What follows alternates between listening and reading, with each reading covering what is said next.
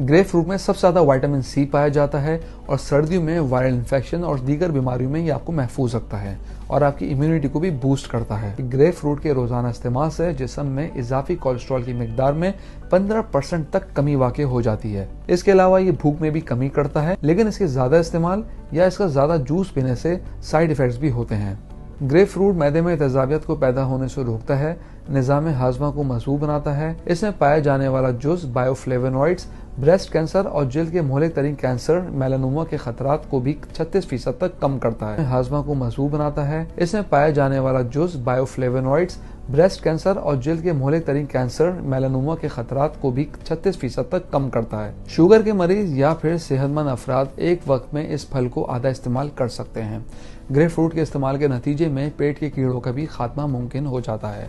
Grep fruit खाने से fibre की मुनासिब मिकदार मिलती है, जबकि इसका जूस पीने के नतीजे में जिस्म में सिर्फ कैलोरीज ही जाती हैं और फाइबर ना होने के सबब तेजाबियत और विटामिन सी की ज्यादती के नतीजे में ब्रेन फॉग हो सकता है।